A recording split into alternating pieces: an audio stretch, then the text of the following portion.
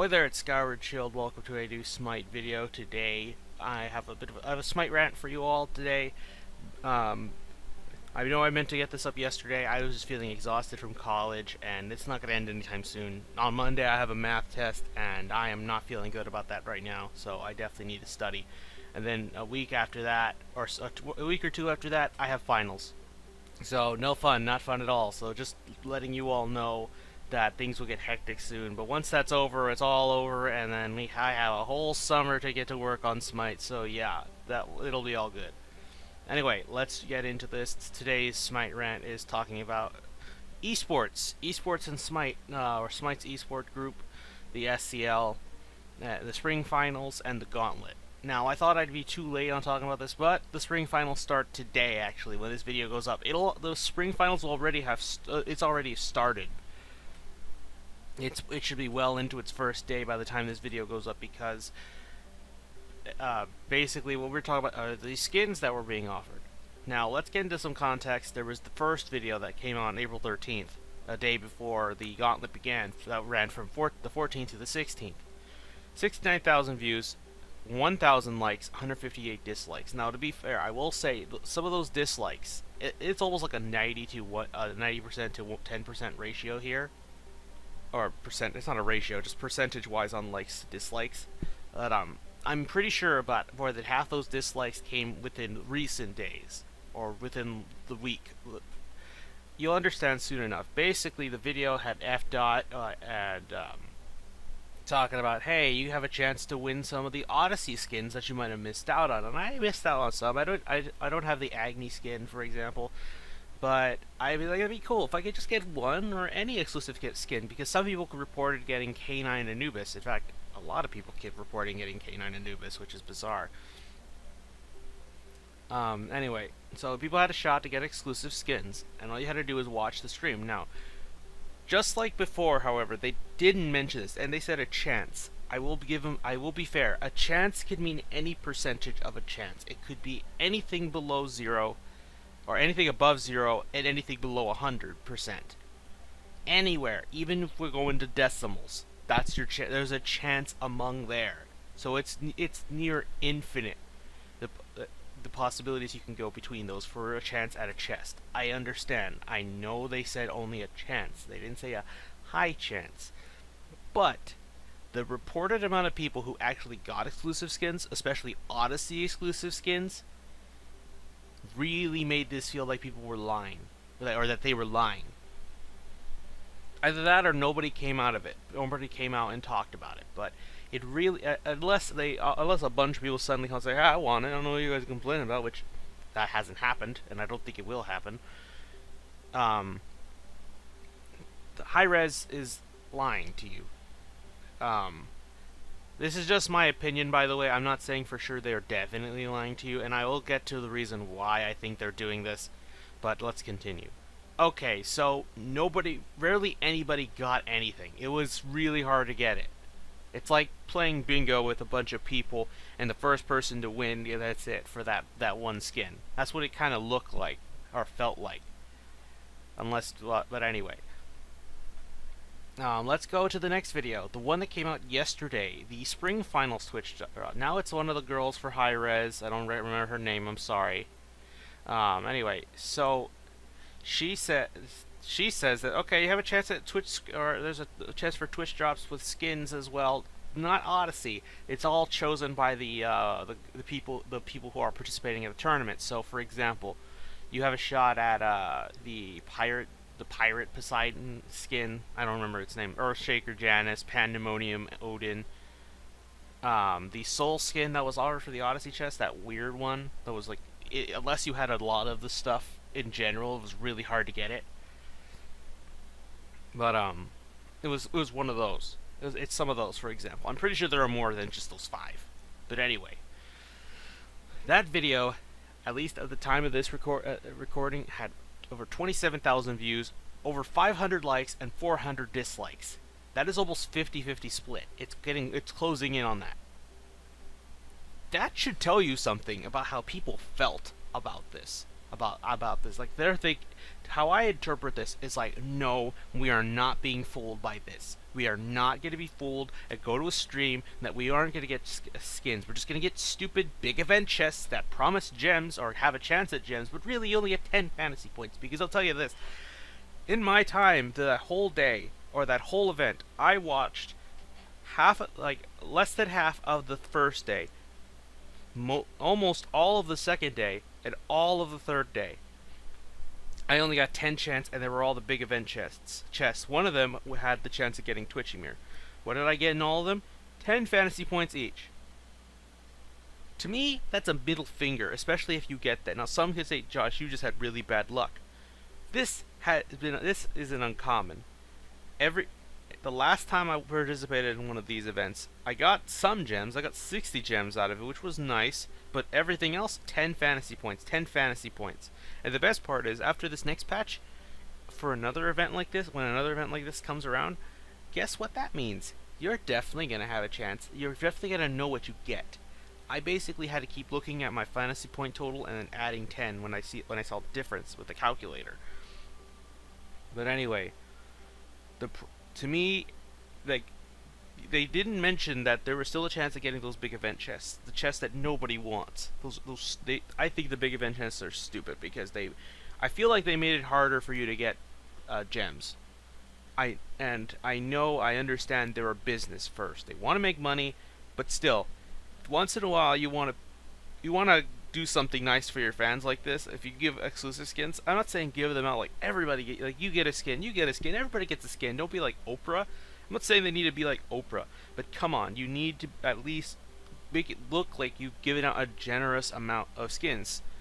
I'm not like, if about 10% of the community that watched got it when it was promised that, or when it sounded like a lot of people had a shot at it, there's a problem there. But anyway, one analogy that I can think of, maybe this is a bit extreme because this is an actual sports game. Like, okay, let's say you go to a sports game, any sports game, just imagine one in your head, and there's a contest. The team says, okay, we're going to give away a lot of tickets, and we need the first 1,000 people to enter have a chance at it. So you get 1,000. But then at the end of the day, only 10 fans won tickets. When they said a lot, when they implied a lot. 10 is a lot, but when you compare it to a 1,000 person scale, that is maybe a percent. That is not even 10%. Yeah, I think that is an actual 1% of the people who entered won the damn tickets. You see the problem in that. Now, of course, that's a different thing. That is entirely different ball game, but I think you understand my point. Basically, how it comes across to the fans is that, oh, only these fucking chosen few get skins, whereas everybody else, oh, you get nothing, or you have to settle for just fantasy points, 10 fantasy points. Okay, sorry about that, but anyway, to finish my rant, yes, I think just getting 10 fantasy points is a big fuck you. I know they don't want to give gems out like candy once in a blue moon, they feel like it, but regardless, I don't like how they did this. I don't like how they presented this. This was nothing more than an attempt to inflate their eSports numbers. I'm not saying nobody goes to watch them. There are some people who genuinely like the eSports scene. I bet you if I watched some Counter-Strike stuff, if I followed that, I'd be watching it. I think it's fun to watch some Counter-Strike gameplay. Smite gameplay, now and again I do, but most of the time I just like to do it on my own. I just like to play myself, but sometimes you get to see some good players. Like, I can tell you this, I definitely watched whenever Eager was playing, because Eager's one of my favorite teams. I'll watch them. I'll watch anybody who plays a good Raw, really, but at the same time, there are a lot of people, if you watch that chat, which, I mean, it was cancerous, but you knew there were a majority of people who were only there for the skins. They did not care about the stuff, they didn't care about the game. Some might have got interested, but a good chunk of the people who were there were only there for the goddamn skins, because they didn't give a shit about this. And this is a problem. I know Smite is still a young company on the rise. I mean, they only reached 1 million subscribers a few months ago. That's still a big feat for YouTube standards, but for a game company like this that's got over 20 million users, I'm pretty sure 25% of those are Smurfs though, but Regardless, it's still a small number. We are only a fraction when compared to other esports scenes such as CS:GO, Dota, or League of Legends or Overwatch. And this is one way to get people interested, but this one was done wrong. If you're gonna make a claim, you should deliver on it, because guess what? They could have learned from their lesson. They could have learned their lesson and try to make better chances for today, tomorrow, and the day after. They could learn. But if they don't, the next time they do this, fans are going to remember. Here's the thing.